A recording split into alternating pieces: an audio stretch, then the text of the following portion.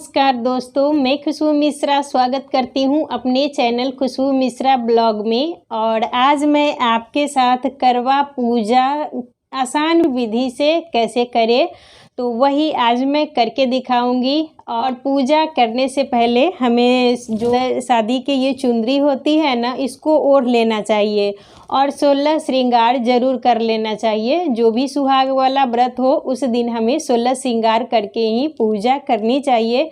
और इस बार करवा चौथ 13 अक्टूबर दिन गुरुवार को पड़ रहा है।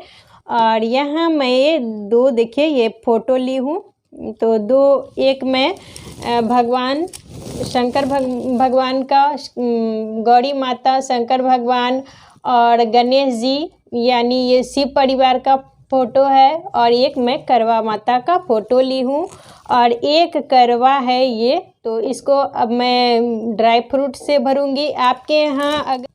आपके यहाँ अगर चावल भरा जाता होगा तो इसे करवा भरिएगा, अगर गेहूं से भरा जाता होगा तो इसे भी भर सकते हैं। और ड्राई फ्रूट से अगर भरा जाता होगा, यानी सबके जगह का अलग अलग नियम है, तो आपके इधर जो भरा जाता होगा उसी से करवा को भरिएगा। और ये दूसरा करवा है तो इसमें मैं जल भरूंगी, जिससे चांद की पूजा की जाती है, यानी चांद को इसे अर्घ्य दिया जाता है। और यहाँ मैं एक ये लोटा रखी हूँ, इसे कलश स्थापना करूँगी। इससे पहले यहाँ हम कलश के लिए चावल रखेंगे। और आप अष्टदल भी बना सकते हैं, एक अष्टदल कमल भी बना सकते हैं, या इस तरीके से भी चावल को रख सकते हैं। और फूल का भी आप कलश को स्थान दे सकते हैं। और यहाँ मैं कलश में स्वास्तिक बनाऊँगी, तो आप स्वास्तिक भी बनाइएगा और नहीं तो 5 जगह टीका भी कर सकते हैं। तो मैं यहाँ स्वास्तिक बना रही हूँ। और कोई भी पूजा में कलश स्थापना ज़रूर करनी चाहिए, इसका बहुत ज़्यादा ही महत्व होता है, क्योंकि जितने भी देवी देवता हैं वो कलश में निवास करते हैं। तो कोई भी पूजा से पहले हमें कलश स्थापना ज़रूर करनी चाहिए। तो यहाँ मैं कलश में स्वास्तिक बना ली हूँ, मैं जल भर दी हूँ पूरे कंठ तक। और यहाँ मैं कलश में डालूँगी, ये है देखिए सिक्का है, एक सिक्का ले लेंगे, सुपारी और हल्दी और थोड़ा सा अक्षत और ये फूल। तो हम ये कलश में ये डाल दिए हैं। और कलश के ऊपर ये हम पान का पल्लू रखेंगे। ये पान का पल्लू है तो इसको भी हम थोड़ा सा अच्छे से मैं धो ली थी, लेकिन अब इसको पूजा से पहले हम इसको टीका लगा देंगे। तो यहाँ देखिए मैं पल्लू में भी टीका लगा दे रही हूँ।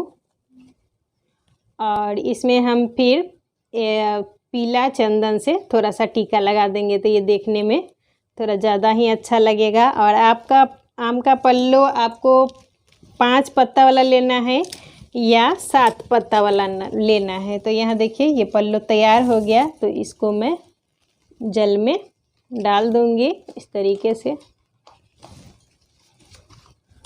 और मेरे पास पत्ता थोड़ा ज़्यादा था, इसीलिए मैं ज़्यादा ही डाल रही हूँ। तो यहाँ मैं एक प्लेट में चावल रखी हूँ और इस पर बहुत से जगह में नारियल को रखा जाता है और हम लोग दिया रखते हैं। तो यहाँ मैं ये दिया ली हूँ। और आप तेल का भी दिया जला सकते हैं और घी का भी जला सकते हैं। कोई ज़रूरी नहीं है कि जो चीज़ें नहीं हैं उसके बिना हमारी पूजा नहीं होगी। तो यहाँ मैं दीपक जलाऊंगी, क्योंकि पूजा का सबसे साक्षी दीपक माना जाता है।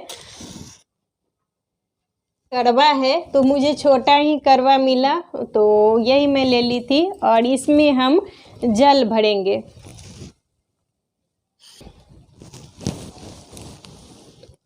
तो बहुत से लोग बहुत जगह 2 करवा रखा जाता है, लेकिन हम एक करवा रखते हैं, तो उसमें जल रखते हैं और दूसरे करवे में ड्राई फ्रूट्स रखा जाता है। और सब जगह का थोड़ा अलग अलग नियम है। और करवा रखने से पहले हम करवा को स्थान देंगे। तो यहाँ मैं थोड़ा सा चावल रख दी हूँ। और ये हो गया करवा। और करवा में भी आप स्वास्तिक बना सकते हैं या टीका भी लगा सकते हैं। तो यहाँ मैं करवा में 5 जगह टीका लगा दे रही हूँ। आप 13 जगह भी लगा सकते हैं, लेकिन यहाँ हम 5 जगह ही लगाए हैं।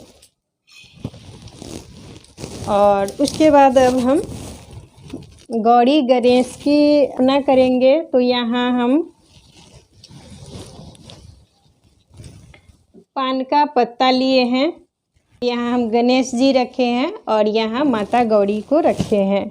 सबसे पहले पूजा गणेश जी की होती है। तो ये ओम गण गणपतये नमः, ओम गण गणपतये नमः, ओम गण गणपतये नमः। उसके बाद हमें माता की को भी स्नान करा देना है 3 बार। और जितने भी ये भगवान हैं तो उनको भी हम स्नान करा देंगे। जी को सिंदूर अर्पित करेंगे। तो 3 बार ये सिंदूर लगा दिए हैं और माता को भी सिंदूर हम अर्पित करेंगे। तो 3 बार यहाँ हम गौरी माँ को भी सिंदूर लगा दिए हैं। और उसके बाद हम फोटो में भी गणेश जी को सिंदूर लगाएंगे। और यहाँ हम माता को भी सिंदूर लगा दिए हैं, क्योंकि गणेश जी को भी हम सिंदूर लगा सकते हैं और माता को भी सिंदूर लगा दिए हैं। उसके बाद यहाँ हम करवा माता को सिंदूर लगा देंगे। और सिंदूर लगाने के बाद ये जो सिंदूर बच जाता है ये हम सुहाग के रूप में अपने को लगा लेंगे। कहा जाता है इससे हमारा सुहाग बढ़ता है। तो 2 बार हम सिंदूर लगा लिए हैं। करते समय आपको ध्यान देना चाहिए। आप उत्तर दिशा की मुँह करके पूजा करना चाहिए, या पूर्व, उत्तर ये और पश्चिम ये तीनों दिशा में किया जाता है, लेकिन दक्षिण दिशा का थोड़ा ध्यान रखिएगा। और यहाँ पर मैं भगवान को स्नान करा दी हूँ चंदन, और इसके बाद यहाँ हम पुष्प चढ़ा दिए हैं। तो गणेश जी को भी पुष्प चढ़ा दिए हैं और माता को भी पुष्प चढ़ा दिए हैं। माता को लाल पुष्प ज़्यादा पसंद है, इसीलिए हम माता को लाल पुष्प चढ़ाए हैं। और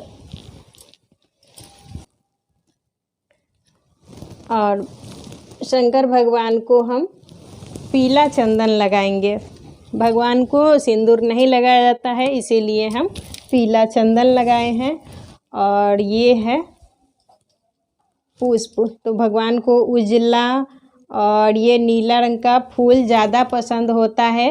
और बेलपत्र मुझे नहीं मिल पाया है, इसीलिए मैं बेलपत्र नहीं चढ़ा पा रही हूँ। अगर आपके पास बेलपत्र हो तो आप ज़रूर चढ़ाइएगा। तो यहाँ हम भगवान को पुष्प अर्पित कर दिए हैं। माता को भी लाल फूल चढ़ा देंगे। और भगवान को ये शमी पत्र है, तो हम शमी पत्र ही चढ़ा रही हूँ। और ये पूजा में बहुत ज़्यादा इसका करवा माता को भी हम फूल अर्पित कर देंगे।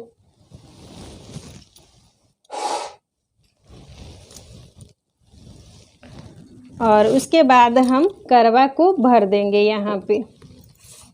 तो करवा में आपका जो मन, मैं ड्राई फ्रूट्स ही भर रही हूँ।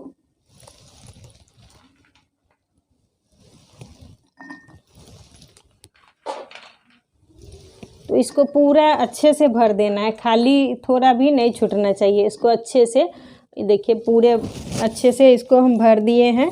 और इसके बाद यहाँ हम ढक्कन रख देंगे। और ढक्कन के ऊपर आप चावल भी रख सकते हैं और मिठाई भी रख सकते हैं।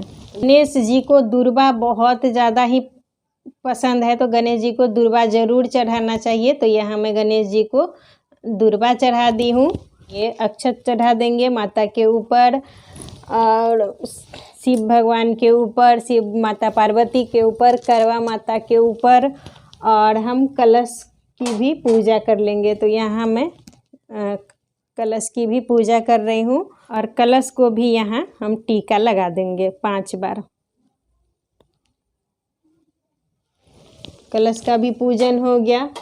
और यहाँ हम करवा के ऊपर मिठाई भर रहे हैं। यहाँ मिठाई भरा जाता है और इसी मिठाई से आप मुंह जब भी व्रत खोलिएगा तो पारण कर सकते हैं। तो यहाँ मैं ये 2 तरह का मिठाई लाई हूँ, तो ये रख दे रही हूँ। और आप कुछ दक्षिणा भी इस पर रख सकते हैं। तो ये हो गया, वस्त्र ओढ़ा दे रही हूँ। तो यहाँ हम भगवान को वस्त्र दे दिए हैं और इधर हम गणेश जी को भी वस्त्र के रूप में ये मौली देंगे, जिसे कलावा भी कहते हैं। और यहाँ माता को भी हम कलावा दे देंगे वस्त्र के रूप में।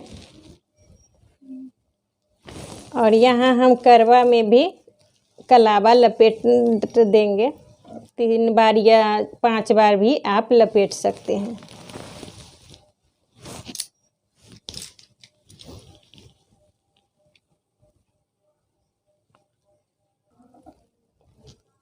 वस्त्र के रूप में कलावा इसमें बांध दिए हैं। यहाँ भगवान को धूप बत्ती दिखा दे रही हूँ। तो यहाँ मैं भगवान को जनेऊ चढ़ा रही हूँ। तो आप गणेश जी को भी जनेऊ चढ़ाइएगा और भगवान शंकर जी को भी जनेऊ चढ़ाया जाता है। तो यहाँ मैं जनेऊ चढ़ा दी हूँ। हम गणेश जी को भगवान तो सिर्फ आस्था के भाव के भूखे होते हैं, तो हमें पहले भोग लगाने चाहिए और सबके पास थोड़ा थोड़ा हमें ऐसे दिखाना चाहिए भगवान को।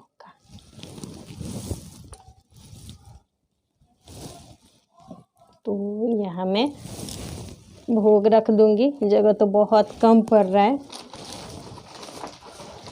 और ये हम चांद पूजा के लिए ये चलनी और लोटा, ये थाली, ये सब है।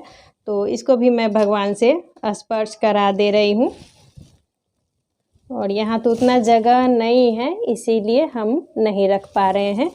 तो ये मैं स्पर्श करा के यहाँ रख दूँगी। और जब चांद निकलेगा तो मैं चांद की पूजा करूँगी। तो भगवान को नारियल चढ़ा देंगे।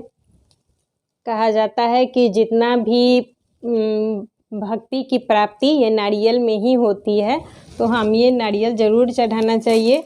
और ये श्रृंगार के रूप में मैं एक यहाँ साड़ी चढ़ाऊँगी और ये है श्रृंगार का सामान सब। तो जो भी आप चढ़ाना चाहती हैं वो चढ़ाइए और अपने लिए भी कुछ चढ़ाइएगा। सास को भी बायने में दिया जाता है, लेकिन अपने लिए आपका जो सक्षम है वो ज़रूर चढ़ाइएगा। नहीं और कुछ तो एक सिंदूर, बिंदी, मेहंदी, महावर, ये 3-4 चीज़ तो आप ज़रूर ही चढ़ाइएगा। तो यहाँ मैं माता को स्पर्श करा के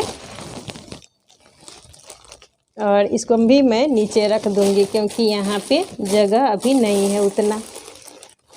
तो ये हो गया। तो करवा चौथ की पूजा करने के बाद हम कथा सुनेंगे और अक्षत फूल लेके ही कथा हमको सुनना है।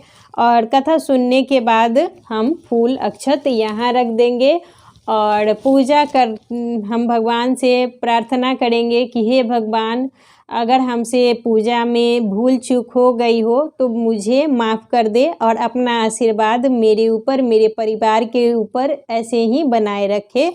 और भगवान को आपको प्रणाम कर लेना है। और मेरी पूजा अब कंप्लीट हो चुकी है और श्रृंगार का सामान भी मैं यहाँ पर चढ़ा दी हूँ।